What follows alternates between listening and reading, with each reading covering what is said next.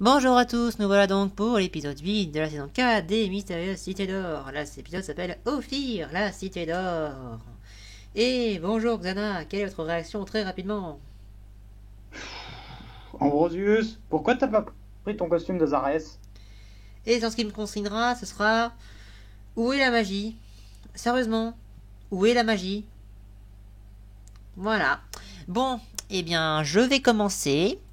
Donc, cet épisode, Ophir, donc. On commence par l'Olmec qui est en train de viser Menaza. Au fait, au passage, on a oublié de le dire. Les Olmecs, bon, ils ont changé de cara design, etc. Mais bon, on va dire que c'est. Je sais pas, en fait, on verra plus tard. C'est pas grave. Ils ont des Alors, armes. petit commentaire sur les mecs, pour l'instant, ça pourrait être juste d'être des connards lambda, ça changerait pas grand-chose en fait. Voilà, c'est pareil. Ils ont enfin des armes à énergie. Enfin, c'est pas des armes lambda, on va dire. Ça, on va dire que ouais, ok. Ok. Enfin bref, Mendoza se prend un tir dans la main, résultat il a mal à la main et le mec il se fait propulser par les pièges de l'escalier, il tombe dans l'eau, il y a les deux guignols qui font des trucs, il y a Pichou qui se fait propulser par le machin, Pichou il peut pas rester avec Tao, non non je sais pas, c'était très important, remplissage quand tu nous tiens, il y a Zia qui dit suivez-moi donc dans mes pas, donc tout ira bien, donc oui ça veut dire qu'elle sait lire le muin carrément, ouais donc ok, donc il a en quelques semaines elle a appris à lire le muin et les coutumes de mu, ok. Ensuite, on arrive devant la cité, il y a Ambrosius qui va l'ouvrir, il est hyper content parce qu'il est ouvert, mais visiblement les médaillons, lui, ils reviennent dans sa main, ils rentrent pas. Ok. Donc ça veut dire que le double médaillon de Ranaori est différent, ok. Alors, vu qu'il a ouvert la cité avec ce double médaillon n'a aucun droit d'exister, je l'ai déjà bien gueulé dans le dernier épisode de la saison 3. Hein. Cette chose est une abomination. Elle n'a aucun droit d'existence. C'est une trahison à la série de base, que je le rappelle que ces cités d'or ont été construites et il n'y avait que deux clés, ça a bien été précisé, seulement deux clés pour qu'il n'y ait que deux enfants pour les cités d'or. Ce truc-là est une facilité scénaristique créée parce qu'ils savaient pas quoi foutre.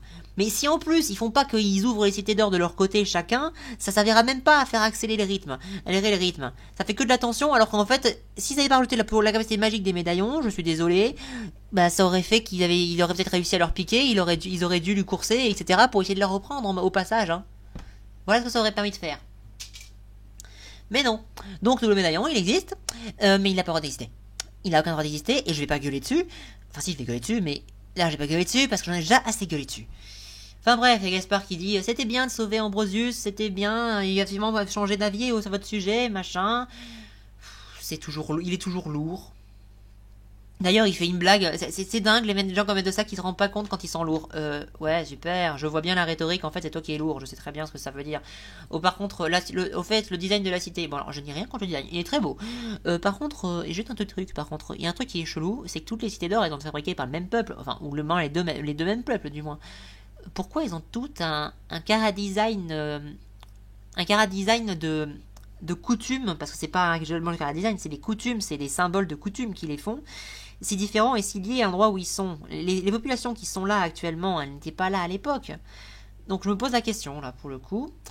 Ensuite, bon, bah, Ambrosius il rentre dedans, il est super content. Il y a la cité qui sort, bon bah il y a toute une séquence. Hein. Il y a Menza qui a mal à la main, toujours. La cité elle sort, bon elle est très belle, hein, ouais, elle est très belle. Apparemment elle fonctionnerait à l'énergie de la, de la rivière, enfin du lac, enfin bref du fleuve. Pourquoi je ne fonctionnerait pas au soleil, elle est en plein soleil. Ok. Enfin bref, ouais, ça a de la gueule. Il y a Tao de son côté qui est en train de discuter de Léonard de Vinci, c'est plutôt chouette. Enfin, bien évidemment, bon, je revois ça en détail, mais c'est déjà beaucoup plus pour le Tao que ce qu'on nous a donné jusqu'à maintenant. Enfin bref, il y a la clique des méchants qui rentrent dans la cité, dans la fabrique de diamants, enfin c'est pas vraiment des diamants. Il y a Ambrosius, il dit qu'il s'en fout, il faut aller plus loin. Et il y a Gaspard qui, voilà. Et donc il dit que c'est pas intéressant, donc ils vont plus loin, on sait pas, voilà. La cité, est-ce qu'il y a d'autres pièces? J'en sais rien. On retourne à Chambord, bon, il discute avec Nostradamus sur l'astrologie. Nostradamus, c'était impossible de pas parler de l'astrologie avec lui, c'est pas possible. On parle de fait que c'est ce que c'est de la science ou pas, ouais, c'est à peu près intéressant, enfin, c'est survolé, hein. Les choses sont extrêmement survolées, donc je vais pas vraiment dire que c'est intéressant, c'est survolé. Mais ça fait un peu de culture G aux enfants, donc c'est pas mal. Ensuite, on retourne sur la clique où il y a Tao, enfin il y a Esteban et Zia. Bon, la cité est ouverte, mais globalement, les trous des serrures ne se sont pas refermés. Donc, il faut mettre nos médaillons comme ça parce que ça veut dire que ceux d'Ambrosius, ils ne sont ressortis, donc ils n'enregistrent pas les informations. Par contre, ce que vous avez oublié de faire, les scénaristes, enfin les réalisateurs, pour le coup là, c'est que quand ils mettent leur médaillon et qu'ils se barrent, il y a toujours le trou des serrures. Donc, c'est quoi qu'ils ont remarqué pour voir que ça n'avait pas changé? Je demande juste la question, je pose juste la question. Voilà. Ça m'a plutôt fait tiquer. Ensuite, bon, du coup, il rentre. Il y a Mendoza qui s'écroule parce qu'il a mal à la main. Alors, Mendoza, c'est quand même un mec costaud. C'est pas une chiffre molle. Alors, bon, je veux bien qu'il ait la main blessée. C'est pas une raison de tomber à genoux. J'ai mal. Faut pas déconner. On montre bien qu'il est blessé. Ouais, On montre... alors, vu qu'ils nous ont montré que le truc, il devait être assez balèze quand même, l'espèce d'arbalète, je suis désolé, Oui, mais non, mais il aurait dû traverser la main. il se l'aurait... Oui, non, mais il se le serait pris dans la jambe ou un truc comme ça qui s'écroule. D'accord, mais là, c'est dans la main. C'est la main. Il est blessé à la main. Désolé, il n'y a aucune raison qu'il s'écroule. D'accord qu'il ait mal et qu'il le fasse sentir. D'accord, mais pas qu'il s'écroule. Enfin bref, du coup, les Sancho et Pedro sont agglutinés devant les diamants, c'est magnifique. On découvre que ces diamants sont pas tout à fait normaux parce qu'en fait, ils sont forgés, entre guillemets, par un truc. Ensuite, ils se passent dans une machine avec un rayon laser et apparemment, il y a une greffe d'ADN à l'intérieur et du coup, ça soigne les blessures. C'est pour ça que Mendoza a été blessé. Ça soigne les blessures. Je suis pas sûr qu'elle était rouge, sa blessure, parce que ça voudrait dire qu'ils ont montré du sang. Je crois qu'elle était rouge, oui. Mais donc magnifique, le secret de cette cité d'or, c'est qu'elle produit des trucs qui peuvent guérir. C'est plutôt cool. Mais le reste, c'est la pierre philosophale. Ouais, le reste, c'est l'affaire philosophale. Donc on repasse chez Tao. Donc il dit à Nostradamus globalement, bah ouais c'est beau, mais globalement c'est deux escaliers qui tournent autour, alors que à côté des ascensionneurs, etc., c'est rien. Les ascensionneurs, en fait, c'était quoi Tao, je te rappelle? Alors on a passé des trucs super technologiques, par contre les ascensionneurs, c'est quoi à part de gros ventilateurs? Alors qu'il y a des plateformes qui bougent, etc. Il y a quand même des anachronismes de technologie muette entre les cités d'or, c'est quand même bizarre. Hein. Je veux pas dire ça, mais c'est quand même bizarre. Je vois pas en quoi c'est si impressionnant un ventilateur. Bref, voilà. Après globalement, oui, je comprends l'idée. Je comprends l'idée. Tao qui est résigné en train de se dire, ouais, mais c'est bien beau, mais j'ai vu 10 fois mieux quoi. C'est ça l'idée. Du coup, ça choque un peu le pauvre Nostradamus. Ouais, bon, j'espère qu'il va y avoir un truc avec cela. Et ensuite, on voit la pierre philosophale qui est dans un précipice en train de flotter dans les airs avec tout un tas de cailloux et un gros diamant au centre. Ok.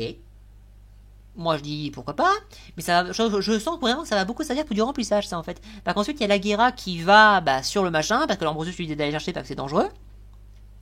Donc elle y va, y a pas de problème. Ensuite c'est Esteban qui va y aller parce qu'il y allait en 12. Donc pourquoi les autres vous les avez pas suivis? Parce que l'urgence c'est quand même d'arrêter Ambrosius, hein, pas d'observer les miracles de la cité. Hein. Je veux pas être embêtant. Hein.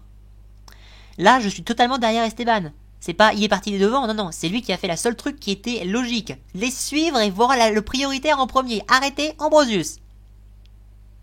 Ça me semble logique, non?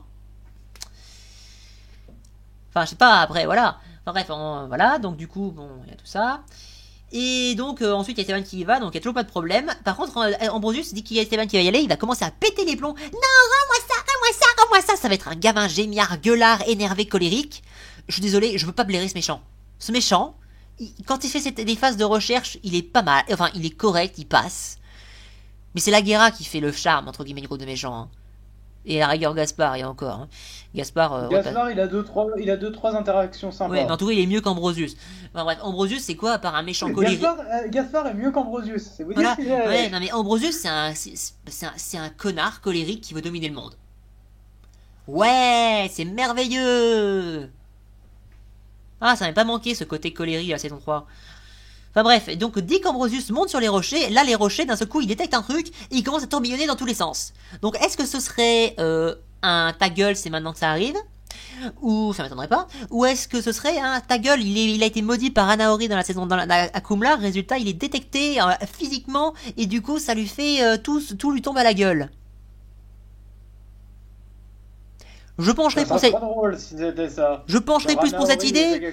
Je préfère que ce soit ça parce que ce serait un truc qu'on peut amener plutôt que, même si c'est magique, ta gueule, plutôt que ta gueule, ça commence à tourbillonner parce qu'on sait pas pourquoi.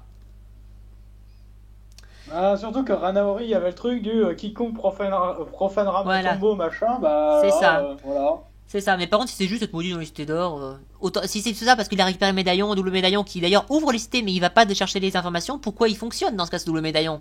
Parce qu'il y a besoin pour faire l'attention pour le scénario. Mais pourquoi il fonctionne ce double médaillon en fait? S'il veut pas récupérer le plus important.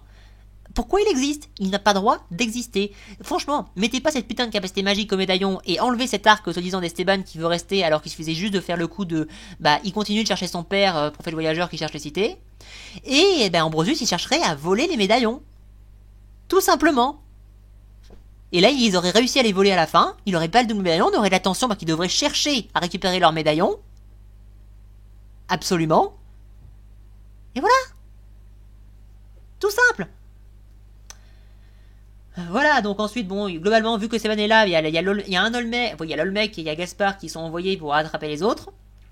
Je précise un truc, toute cette intrigue n'aurait pas eu lieu si Ambrosius était allé dans cet endroit qui était potentiellement dangereux avec des pièges, en Zareth. Oui, totalement. Au passage, ouais. Enfin, bref, attends, tu diras ça après, parce que sinon tu vas plus rien avoir à dire. Déjà que non, je vais mais dire... de toute façon, t'es en train de faire le tour, donc moi voilà. je vais rajouter... Ensuite, bon, globalement, les trucs vont tourbillonner. Il y a la Guerra qui prendra Esteban dans ses bras, mais elle lui fera rien. Ça se verra qu'elle veut pas lui faire de mal, mais elle fait quand même semblant de manière à ce qu'Esteban Ambrosius la capte, capte pas trop. Enfin bref, parce que ça se voit, il tourbillonne, donc il voit pas grand chose. Yazia qui débarque, elle saute, elle finit par tomber dans Zareth, mais Esteban lui fonce dedans avec son rocher. Ensuite, ils vont... On sait pas, il fait du merde, de l'overboard avec ses rochers. Enfin bref, ensuite, il y a Yazia qui arrive au centre, et il y a Algara qui arrive aussi, mais Yazia finit par y arriver pendant que Ambrosius le gueule, prends pas ça, c'est ma pierre! Ridicule. Ce méchant est ridicule, insupportable. Je suis désolé, il a aucun charisme. Le seul moment où il a du charisme, c'est quand, entre guillemets, c'est quand il est en Zareth en mode badass. Putain, mais donnez-moi un méchant, mais non. Enfin bref. En fait, il n'aurait jamais fallu révéler qu'Ambrosius était Zareth. Oui, mais totalement. Mais depuis que ça a été révélé, mais il n'a plus aucun intérêt. Ensuite, il y a des trucs qui peuvent avoir un intérêt par rapport avec l'ordre de sablier, mais c'est tout. Enfin bref. Ensuite, Zia va finir par prendre le machin. Enfin non, je crois que c'est avant, je sais plus. Avant qu'elle le prenne, les rochers vont s'arrêter net. On sait pas pourquoi, Ambrosius est toujours dessus, donc du coup, je sais pas si c'est random ou si c'est parce qu'Ambrosius a été maudit. Je sais pas. Est-ce que c'est random ou est-ce qu'il a été maudit? Je sais pas, il s'arrête net comme ça. Ok. Bon, Zia finit par prendre la pierre. Et... attends, non, elle finit par la prendre ou pas? Je sais pas.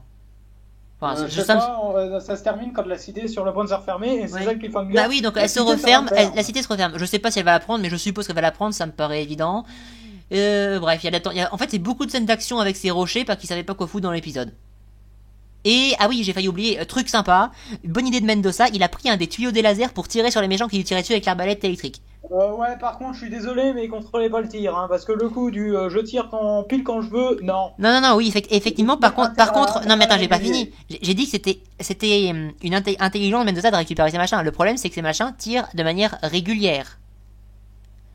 Par conséquent, en fait, il contrôle pas le tir. Il peut que l'orienter devant en espérant que ça tire au bon moment.